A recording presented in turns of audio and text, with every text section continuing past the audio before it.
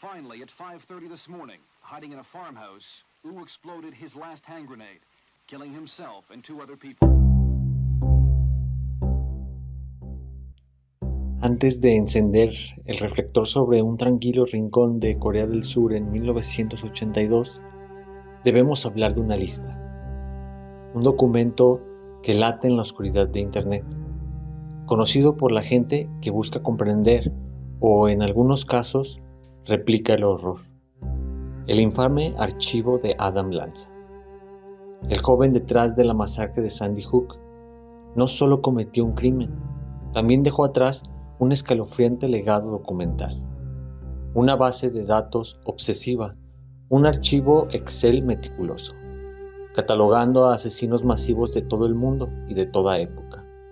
Era una especie de bibliografía de la maldad, un registro frío y desapasionado de la destrucción humana. Y si te adentras en las filas de ese archivo, entre los nombres más mediáticos de la historia reciente, encuentras un nombre que resuena con un horror rural, casi olvidado: el policía surcoreano Woo Bum-kon.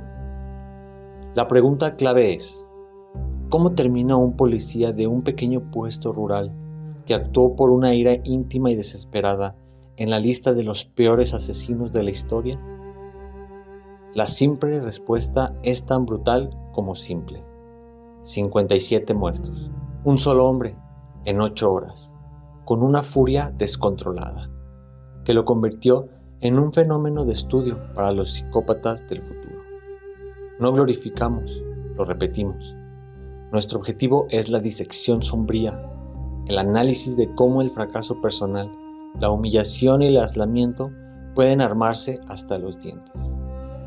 Woo Bum-kon nació el 24 de febrero de 1955 en el ajetreado distrito de Cheonan, Busan. Su padre era policía y para el joven Woo ese uniforme era la promesa de respeto y autoridad. Su primer gran paso fue la infantería de la Marina de la República de Corea. Y aquí está el primer detalle crucial.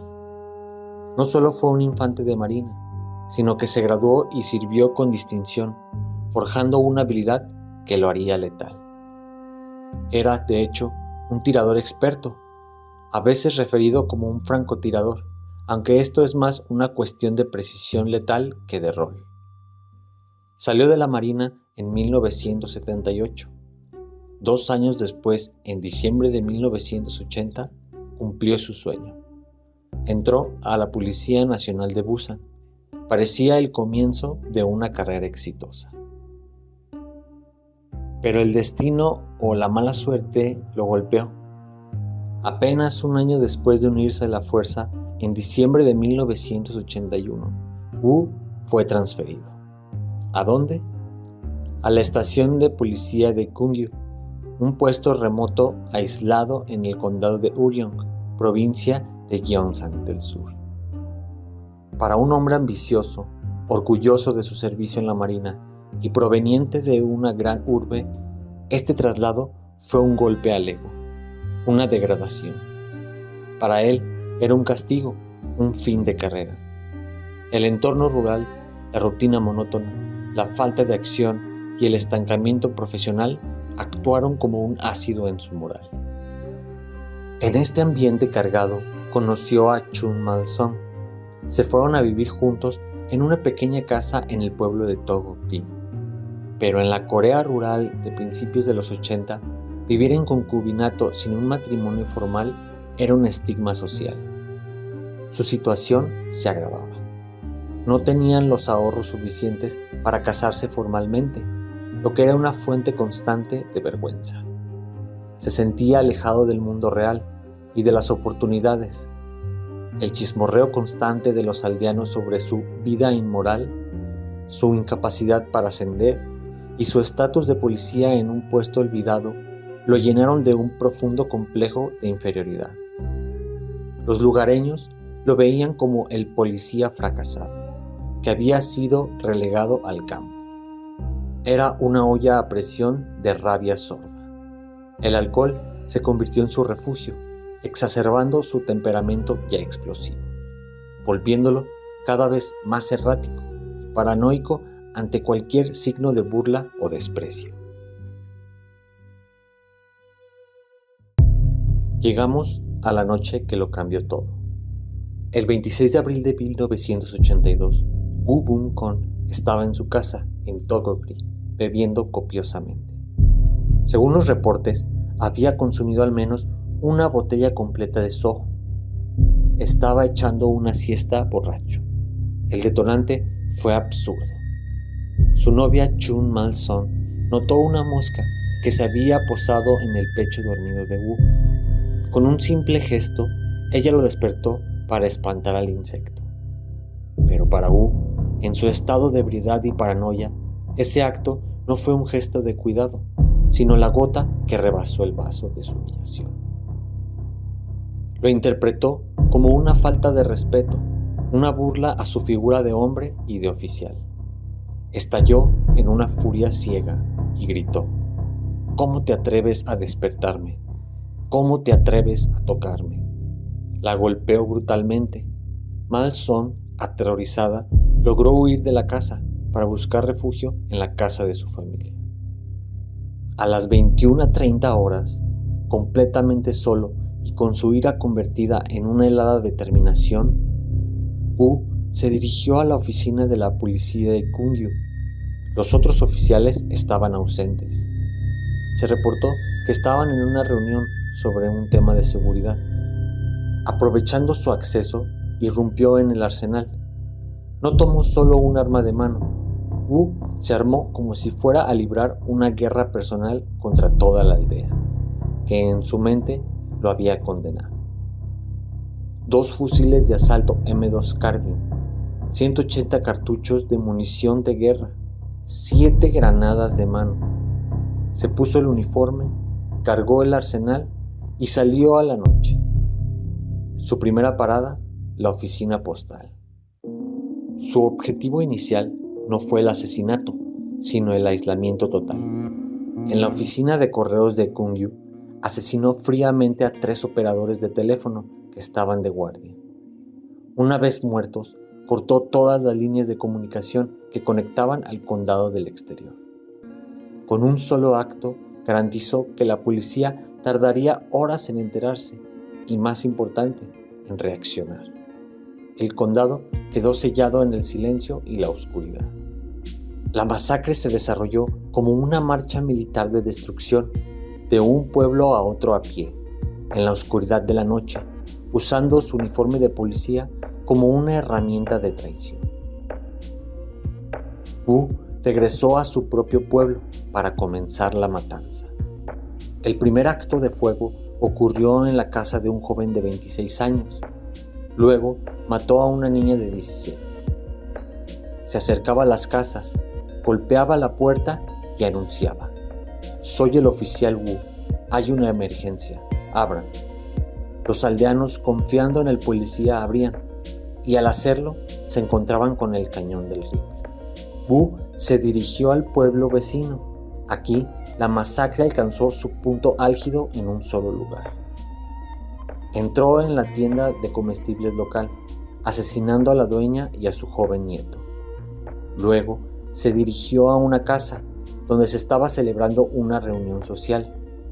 Algunos reportes sugieren que era una fiesta de bodas o una celebración de cumpleaños. Woo no dudó. Comenzó a disparar a la multitud desarmada, masacrando a 12 personas en un frenesí brutal.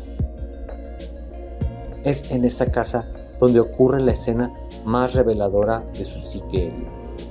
Un hombre, posiblemente ebrio por la fiesta o simplemente incrédulo, se acercó a Woo, tocó el cañón del rifle y comentó en tono de burla que las balas no parecían reales, sino de juguete.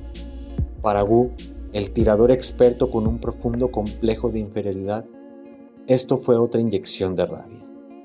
Le disparó y lo mató instantáneamente, gritando que sus balas eran muy reales. Luego desató una nueva ráfaga contra los que quedaban. La masacre continuó a través de Pyeongchang-ni y Oyeon-ni. Woo comenzó a usar sus granadas de mano para matar a familias enteras, que estaban dormidas. Entraba, lanzaba la granada a una habitación llena de gente dormida y salía. En una casa, la explosión mató a 6 miembros de una familia. Apuntó a mujeres, ancianos y niños. Reportes confirman que disparó contra un bebé que estaba en su cuna. La selectividad del horror se había desvanecido. La intención era solo matar. En una de las casas atacadas, el dueño Su cayó gravemente herido por los disparos.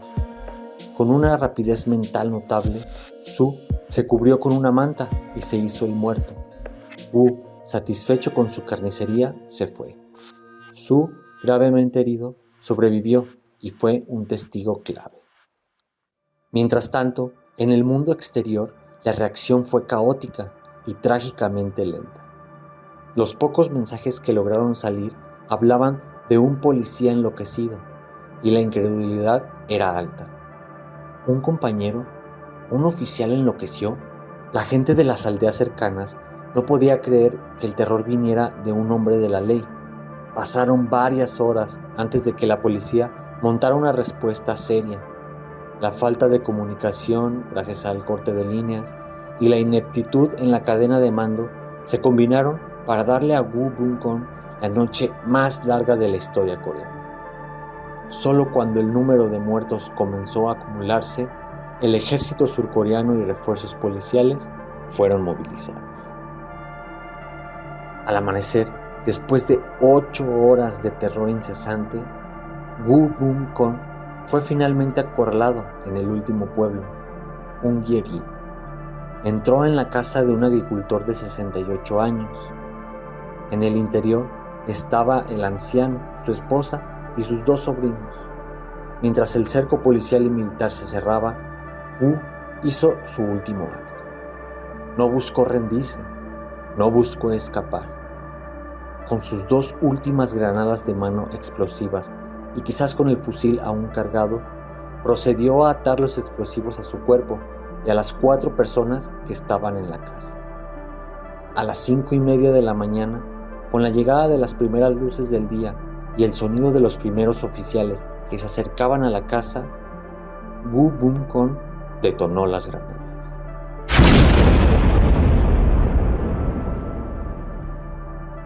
La explosión final mató instantáneamente a las 4 personas que había tomado como rehenes y finalmente lo consumió a él mismo. El saldo final fue atroz: 57 muertos, incluido el pistolero, y 35 heridos graves en un lapso de 8 horas. La masacre de Urion no fue un acto de terrorismo político ideológico, fue un acto de terror personal proyectado sobre una comunidad. Fue la manifestación más violenta de un hombre quebrado, incapaz de gestionar la humillación, la pobreza y la frustración profesional. Un hombre que, al no poder ser la figura de respeto y autoridad que soñaba, decidió ser la figura del terror absoluto. Las consecuencias fueron inmediatas y de gran alcance. El ministro del Interior y el jefe de la Policía Nacional fueron obligados a dimitir. Varios altos mandos en la provincia fueron suspendidos y juzgados por negligencia. La masacre de Wu Bunkong se convirtió en la matanza más mortífera cometida por un solo pistolero en la historia moderna de Corea del Sur, obligando a una profunda reestructuración de los protocolos policiales rurales y del manejo de arsenales. La historia de Wu Bunkong es un recordatorio sombrío de que el mal no siempre viene de grandes conspiraciones. A menudo se gesta en lugares más pequeños y silenciosos, en el rincón más oscuro de la mente de un individuo. Un hombre que se sintió humillado por el mundo tomó las armas que la sociedad le confió para protegerlo y las usó para borrar de la faz de la tierra a 57 personas inocentes. Y ese es el escalofriante registro que encontró Adam Lanza, un caso que, por su pura letalidad y el uso despiadado de la autoridad para engañar a sus víctimas, merecía un lugar en su archivo de la oscuridad. La lista de Lanza es solo un espejo que refleja estos actos. Y al estudiar a Wu, entendemos que a veces el gatillo final lo aprieta no la maldad innata, sino el peso insoportable del ego roto.